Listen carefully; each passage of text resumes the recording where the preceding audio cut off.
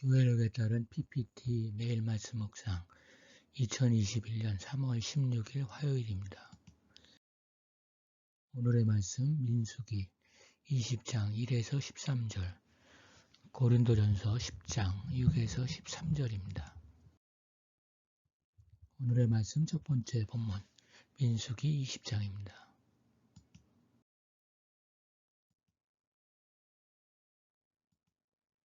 신광야는 크고 두려운 광야라는 별칭을 지닌 불모의 땅으로서 가나안의 남방 경계를 이루는 지역입니다.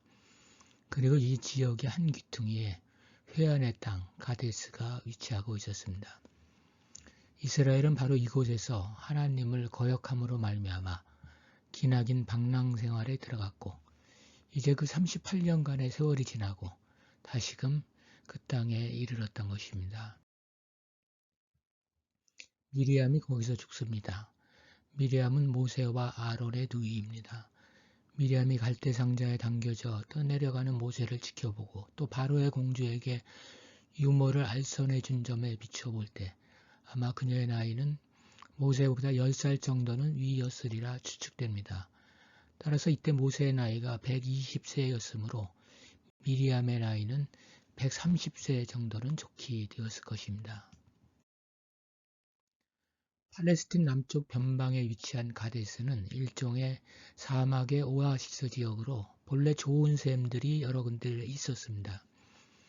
따라서 이스라엘 백성이 긴 방랑 생활 끝에 다시 이곳으로 돌아올 때에는 당연히 물을 얻을 것으로 생각했습니다. 그런데 그 해에는 심한 가뭄으로 인해 모든 샘과 시내가 말라버린 것 같습니다. 그러자 백성들은 모세와 아론에게로 몰려들었습니다. 예전의 개역 성경에는 공박하니라고 했는데 이 말은 누구누구한테 적의를 품고 대항하는 이라는 뜻입니다. 그 백성들은 모세와 아론에게 따지고 대들면서 원망하였습니다. 이스라엘 백성은 가나안 정탐꾼의 보고 이후 백성들이 하나님과 모세를 원망하다가 하나님의 진노를 사서 그 당시 20세 이상이던 9세대는 약 37년간 광야에서 죽어가던 상황이었습니다. 자신들도 그렇게 죽어버리면 좋겠다고 하는 현재 상황을 극단적으로 부정적으로 보는 모습입니다. 4절 세 번역에 보면 어쩌자고 당신들은 주님의 총회를 이 광야로 끌고 와서 우리와 우리의 가축을 여기에서 죽게 하는 거요 라고 했습니다. 백성은 애굽에서 나온 것 자체를 문제 삼고 있습니다. 노예의 상태와 자유의 상태를 분별하지 못하는 백성들입니다. 자유를 위해 치러야 할 대가를 치르지 않고 누리기만 하겠다는 심보입니다.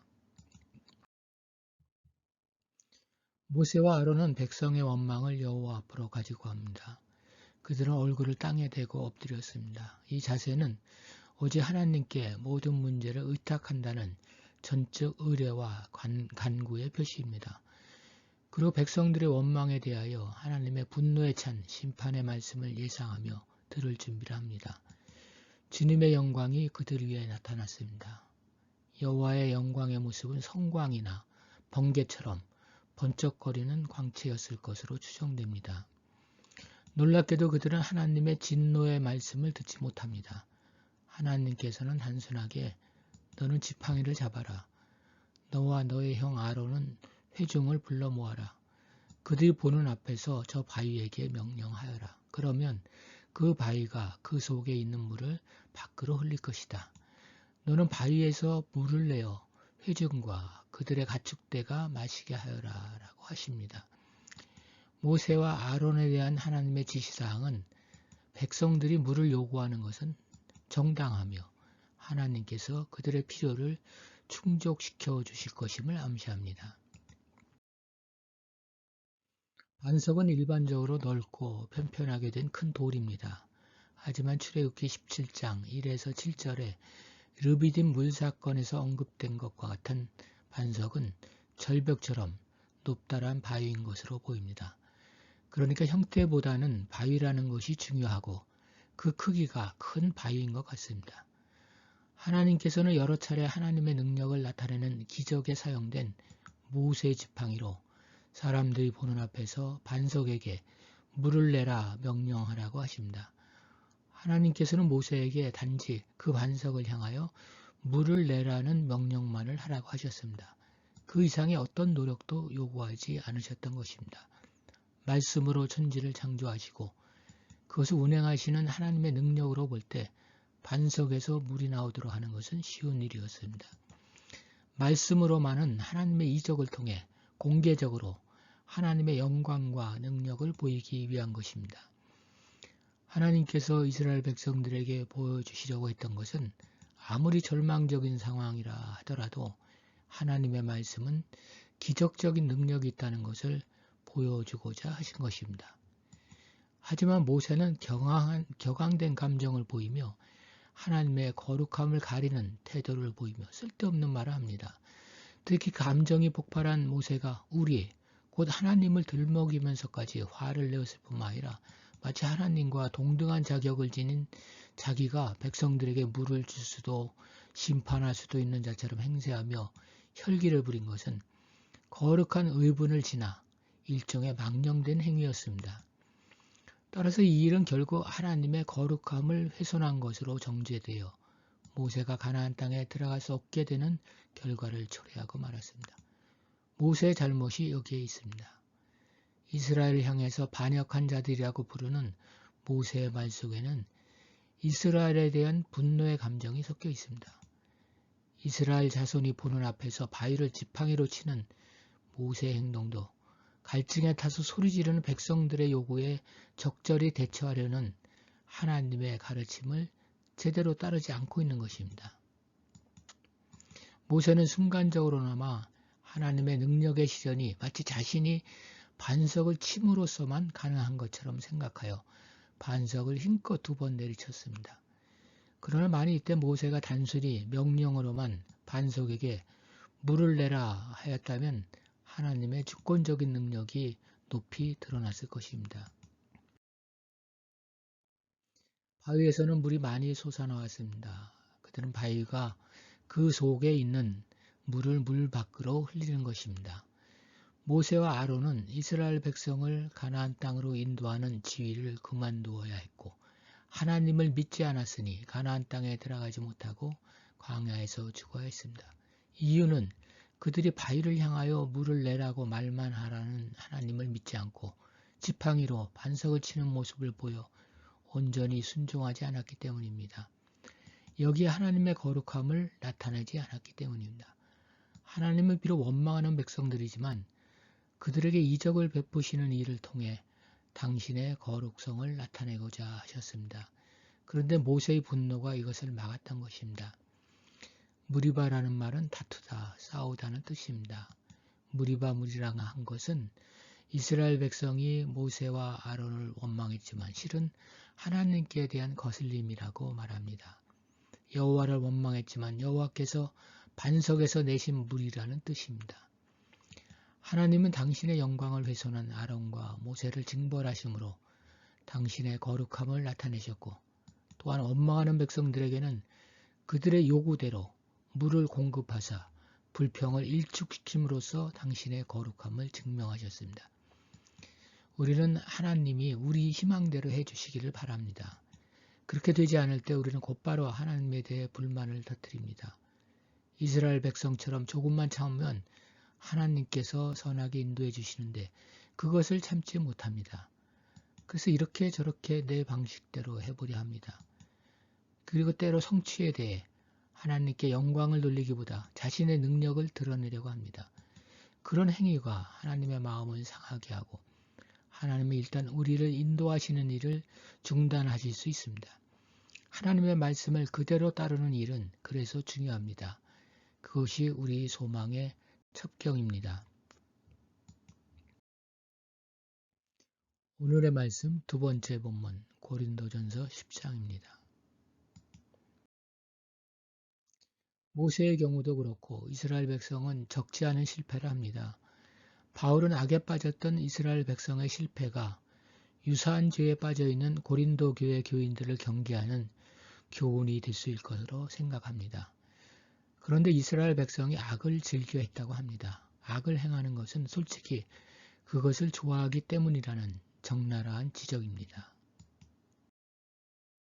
고린도 교회에는 우상 숭배자들이 있었습니다. 그들은 이스라엘 백성이 금송아지 우상을 숭배하면서 먹고 마시며 일어나서 뛰는 것처럼 이교도들의 관습, 즉 우상의 신전에서 열리는 연회에 참가함으로써 우상 숭배의 죄를 지었습니다. 이스라엘 백성이 저지른 또 하나의 범죄는 음행이었습니다. 이스라엘 백성이 모압을 지날 때 그곳 여인들의 유혹에 넘어간 이스라엘 청년들이 바알브오를 섬기게 되었는데 그 제사는 처녀들과 음행하는 것이었습니다. 그 결과 하나님께서 전염병으로 징계해서 2만 3천 명이 죽었습니다. 이와 마찬가지로 고린도 지역에서도 종교적인 매춘 행위가 성행했습니다. 고린도 교인들 중에는 음행을 행하는 비너스 신전에서의 우상 축제에 참여하는 자들이 있었습니다. 이스라엘 백성이 에돔 땅을 가로질러 가지 못하고 우회해야 했을 때 불평을 하자 하나님께서 불뱀을 보내 물려 죽은 사람이 많았습니다. 이것은 하나님에 대한 불신 행위이고 시험입니다. 하나님의 능력과 뜻을 생각하고 의지하기보다는 도리어 거역함으로써 하나님을 시험했습니다. 고린도 교인들도 주님을 시험하였습니다. 그들은 율법으로부터 해방된 그리스도인의 자유를 곡해하고 남용하였습니다. 고린도 교인들 중에는 자신들이 이미 예수의 피로 깨끗함을 입었기 때문에 우상의 제사에 참석하고 그 제물을 먹어도 아무런 해가 없다고 하는 자들이 있었습니다. 그러면서 그들은 하나님께서 자신들을 우상 숭배의 죄에 빠지지 않도록 구원하실 수 있는지를 시험하였으며 설사 그러한 죄를 범했다고 할지라도 용서하고 다시 일으켜 세워주시는 관용이 있는지를 시험하였습니다. 바울은 이스라엘 백성이 지은 네 번째 잘못을 언급하고 있습니다. 이것은 고라의 반역 사건 때문에 이스라엘 백성이 모세와 아론을 원망한 일을 말합니다. 그 원망 때문에 연병으로 14,700명이 죽었습니다. 고린도 교인들 중에는 우상 숙제에 참여에 반대하는 그들 지도자들에 대하여 원망과 불평을 하는 자들이 있었습니다. 바울은 그러한 자들에게 이스라엘 백성의 예를 들어 경고를 하고 있는 것입니다. 그러나 고린도 교인들 중에는 그들의 복음에 대한 지식과 생활이 흠이 없다고 자신하는 사람들도 있었습니다. 바울은 그들을 향하여는 역시 손줄로 생각하는 자는 넘어질까 조심하라고 경계합니다. 고린도 교인들 중에는 자신들이 이미 예수의 피로 깨끗함을 입었기 때문에 우상의 제사에 참석하고 그 제물을 먹어도 아무런 해가 없다고 하는 자들이 있었습니다. 우리 역시 믿음이 만병통치약인 것처럼 생각하여 아무 일에나 믿음을 끌어대 변명해서는 안 됩니다. 바울은 이스라엘 백성들 중에서 수많은 사람들이 광야에서 하나님의 형벌로 죽은 사실을 지적하면서 믿음 가운데 있을 것을 강조하고 있습니다. 하나님은 우리로 하여금 감당할 수 없는 시험은 허락하지 않으시며 또한 직면한 시험을 견뎌낼 수 있는 힘을 공급해 주시는 신실한 분이십니다. 이 말씀을 이해하기 위해서는 시험이란 말의 의미를 살펴야 합니다. 신약에서 시험은 주로 유혹이나 시련과 고통이라는 의미로 사용되었습니다. 유혹이라는 것은 사탄이 하나님의 백성들을 죄에 빠지도록 하는 것이고 시련은 하나님께서 당신의 자녀들을 연단하기 위하여 허락하시는 것을 의미합니다. 그러므로 비록 하나님의 자녀들이 자신들의 욕심에 끌려 유혹을 받고 고통을 당하지만 하나님께서는 또한 그러한 시련을 통하여 그들을 연단하시고 훈계하십니다. 우리는 오늘 무리바 사건을 통해 불평, 그리고 혈기, 고린도 교회 신자들을 통해 음행, 우상숭배, 시험, 원망 등의 죄가 얼마나 심각한지에 대해 살펴보았습니다. 이 같은 죄들은 이스라엘 백성과 고린도 교회 신자들에게 한정된 것이 아닙니다. 어느 시대에나 있을 수 있는 죄이고 오늘날 역시 흔하게 볼 수 있는 죄입니다.